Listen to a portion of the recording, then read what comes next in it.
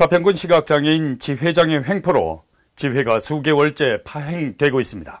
지원금은 중단된 지 오래고 직원들은 정상 출퇴근을 하면서도 월급 대신 실업급여를 받고 있습니다.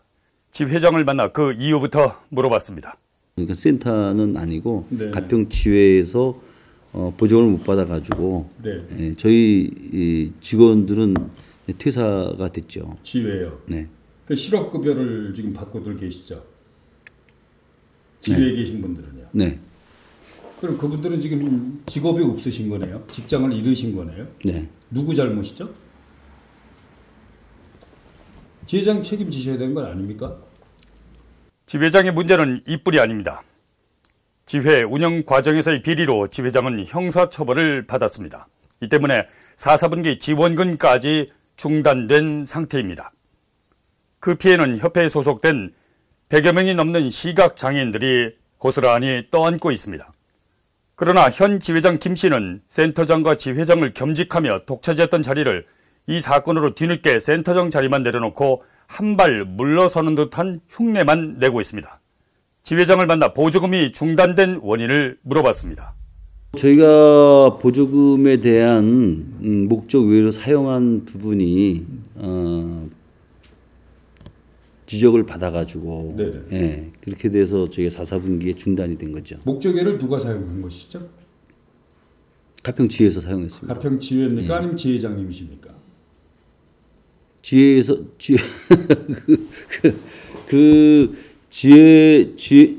이게 사업 목적 외로 우리가 이제 사용을 했죠. 그러니까 그것을 누가 사용했냐 이런 얘기입니다. 지회장이 책임자니까 지회자 그 사건은 이미 저 조서를 다 끝내서 거기에 대한 부분에 대해서도 업무상 횡령으로 결론이 이제 내지 않습니까? 지회장님께서 업무상 횡령. 예, 그렇게 결론이 약식 명령을 받았죠, 제가. 네네. 예. 들으신 대로 지회장은 변명하기에 급급합니다. 이런 가운데 협회에 소속된 100여 명이 넘는 시각장애인들만 고스란히 피해를 보고 있습니다. 지회장의 횡포는 또 있습니다. 지난 11월 29일 있었던 센터장 채용 과정도 석연치 않은 점이 많습니다. 센터장에 지원하고 면접을 봤던 시각장애인 최은희 씨 얘기를 직접 들어봤습니다. 그날 오전에 저희 지인들이나 여러분들을 통해서 저의 부당함들이 민원이 제기가 됐고 면접 당일 3시까지 오라는 면접을 저는 11시 40분에 부재중 전화 한 통과 이어지는 그 3통의 문자로서 받았습니다.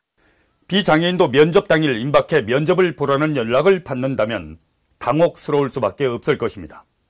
하물며 시각장애인인 지원자에게 면접을 불과 3시간 남겨놓고 연락한 것입니다.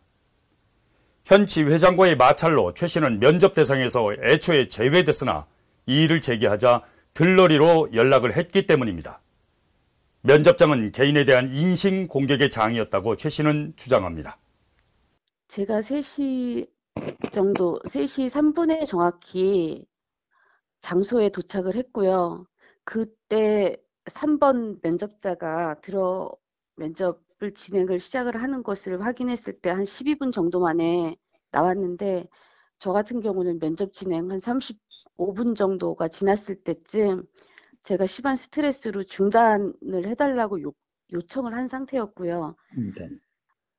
인사를 드리기 이전에 제가 심한 스트레스로다가 그 토악질과 함께 급히 나오려고 뒤돌아서면서 순간 쓰러지면서 호흡곤란으로다가 119에 후송되었습니다.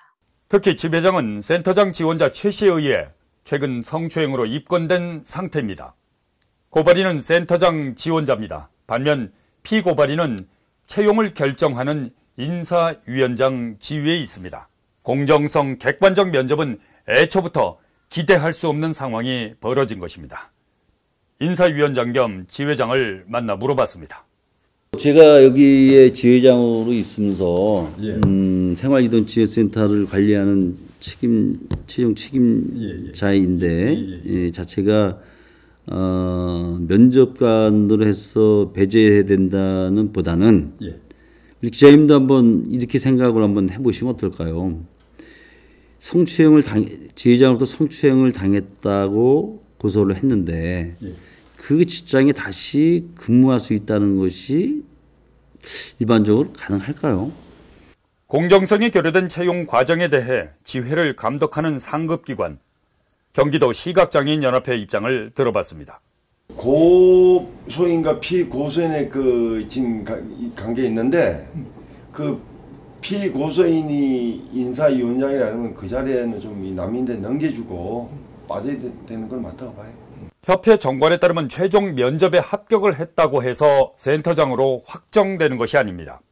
연합회의 추천과 신원조회, 자치단체장의 승인을 거쳐 관할 세무서에 설립 신고를 해야 센터장으로서의 자격이 갖춰집니다. 그러나 지회장은 이 같은 절차를 모두 무시했습니다.